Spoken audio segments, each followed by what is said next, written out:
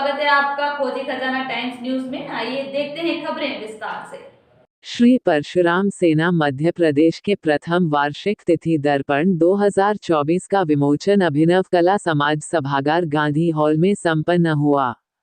सत्यनारायण सत्तन, पूर्व विधायक संजय शुक्ला, अनुप बाजपेयी अन्नू के मुख्य आतिथ्य में समाज के गणमान्य जनों की उपस्थिति में आयोजन संपन्न हुआ।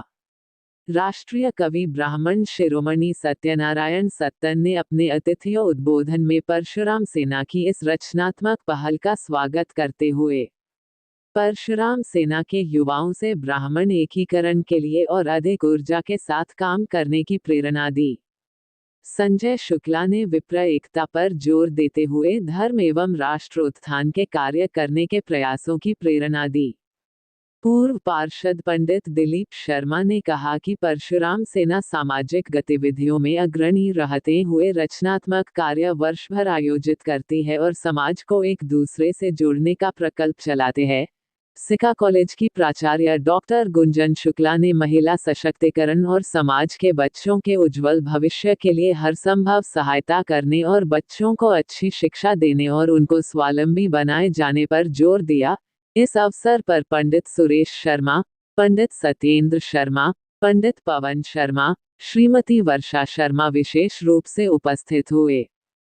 प्रारंभ में अतिथि स्वागत सेना के पंडित विनोद द्विवेदी, पंडित अनिल तिवारी, पंडित राजेश दुबे, पंडित गौतम तिवारी, पंडित प्रेम बागोरा, पंडित मोनेश जोशी, पंडित ऋषभ शुक्ला, पंडित मुरली जोशी आदि पदाधिकारियों द्वारा किया गया।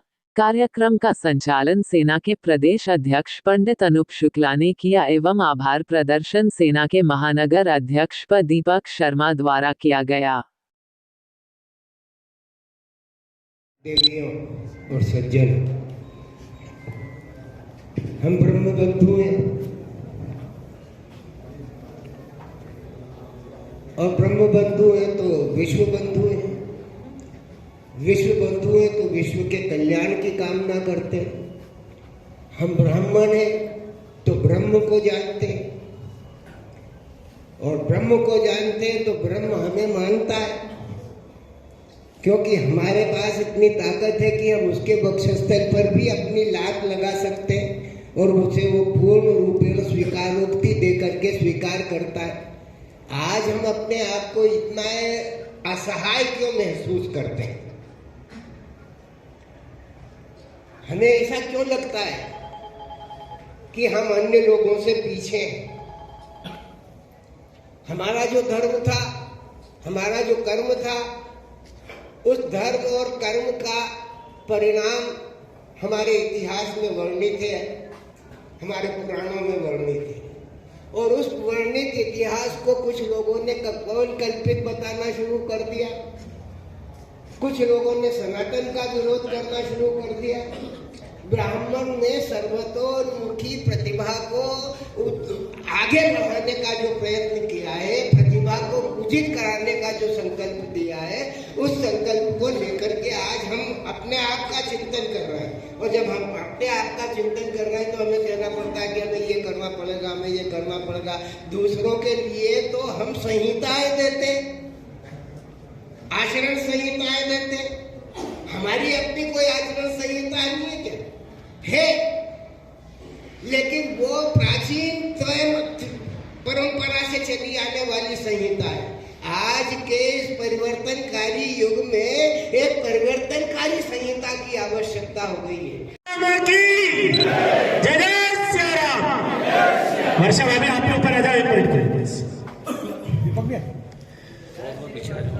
मेरा निवेदन है, तिथि दर्पण अगले वर्ष से हम हिंदू नववर्ष पे निकालेंगे और साथ ही इसमें जो तिथियों का फेर फेर रहता है उसको भी हम तिथि के लिए भी कोशिश करेंगे और कार्य करती रहेगी।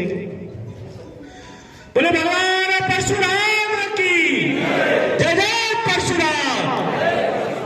दर्पण का विमोचन किया गया है। जैसा कि अभी बिहार हमारे आदरणीय सत्यनारायण सत्तन जी ने कहा है, यहाँ पर 5000 ब्राह्मणों परिवारों को जोड़ने के लक्ष्य के साथ ये तिथि दर्पण का हमने यह विमोचन किया है। कोशिश ये करी है कि इसमें ब्राह्मण समाज के अधिक से अधिक लोगों का सहयोग लिया जाए, ताकि वो ब्राह्मण एकता के साथ साथ में ब्राह्मणों को एक करने का, और साथ ही उसमें ब्राह्मणों से संबंधित जितने भी कार्यक्रम हैं, चाहे वो परशुराम जयंती हो, चाहे बसंत उत्सव हो, चाहे आखाड़ तीज, जित तुलसी जयंती हो, सारी जयंतियों का उसमें उल्लेख अलग अलग तरीके से किया गया है और ब्राह्मणों को एक करने का हमने कोशिश करी। आपका नाम? मैं अनूप शुक्ला, श्री परशुराम सेना, मध्य प्रदेश, इंदौर। तो श्री परशुराम सेना मध्य प्रदेश की ओर से कैलेंडर का विमोचन किया गया है। जैसा कि आपको गुरुवर ने बताया कि ये तिथि दर्पण के नाम से इस कैलेंडर का विमोचन किया गया है। इसमें सभी तिथि, तारीख और हमारे सनातन संस्कृति के जो उद्वाहक है उसको लेके हमने आज ये किया। महापुरुषों की जयंती का भी इसमें उल्लेख किया गया है और परशुराम सेना की ओर से ये कैलेंडर का वितरण किया जाएगा सभी को निःशुल्क। दीपक शर्मा, नगर अध्यक्ष, परशुराम सेना, इंदौर महानगर।